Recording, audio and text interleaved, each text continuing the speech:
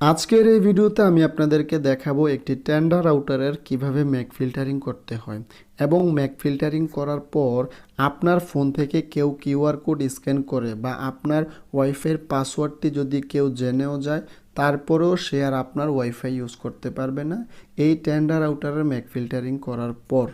So বন্ধুরা, আজকের ভিডিওটি অনেক অনেক ইম্পর্টেন্ট হতে চলেছে। ভিডিওটি কোথাও কোনো জায়গায় স্কিপ করে দেখবেন না, তাহলে কিছুই বুঝতে পারবেন না। তাহলে চলুন বন্ধুরা, আজকের এই ভিডিওটির সম্পূর্ণ প্রসেসটি আপনাদেরকে দেখিয়ে দিচ্ছি। সো বন্ধুরা, ফার্স্ট অফ অল আপনাকে যে কাজটি করতে হবে সেটি হচ্ছে আপনার মোবাইল ফোনটি টেন্ডার রাউটারের সাথে কানেক্টেড করে নিতে হবে। এরপর আপনারা চলে যাবেন আপনার ফোনে থাকা যে কোনো একটি ব্রাউজারে। আমি আপনাদেরকে গুগল ক্রোম ব্রাউজার দিয়ে দেখিয়ে দিচ্ছি। গুগল ক্রোম ব্রাউজারে আসার পর সার্চ অপশনে আপনারা টেন্ডার আউটারের আইপি অ্যাড্রেসটি লিখে দিবেন। টেন্ডার আউটারের আইপি অ্যাড্রেস 192.168.0.1, এটি হচ্ছে টেন্ডার আউটারের আইপি অ্যাড্রেস। এটি লিখে সার্চ করার পর আপনাদের সামনে টেন্ডার আউটারের এইরকম একটি হোম পেজ চলে আসবে।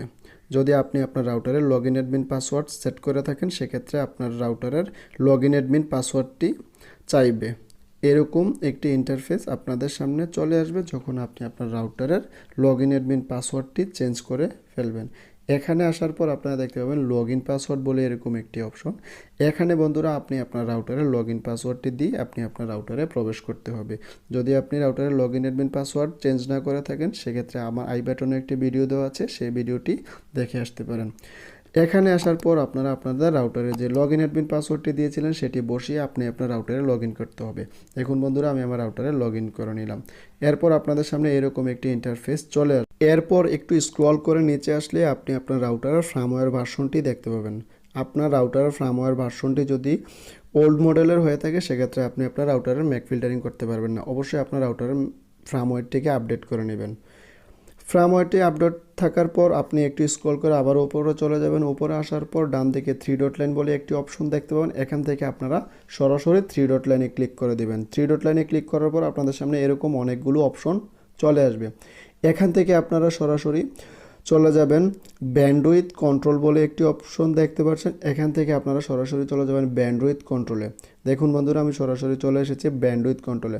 ব্যান্ডউইথ কন্ট্রোলে আসার পর অনলাইন ডিভাইস, এই মুহূর্তে আমার রাউটারে 3 জন কানেক্টেড। আপনাদের রাউটারে কতজন কানেক্টেড এখান থেকে ইজিলি দেখে নিতে পারবেন এবং প্রত্যেকটা ডিভাইসের নাম এবং ম্যাক অ্যাড্রেস সকল কিছু এখান থেকে আপনি দেখে নিতে পারবেন। আপনি চাইলে এক ক্লিকে আপনি এই ডিভাইসটিকে ব্লক করে দিতে পারবেন।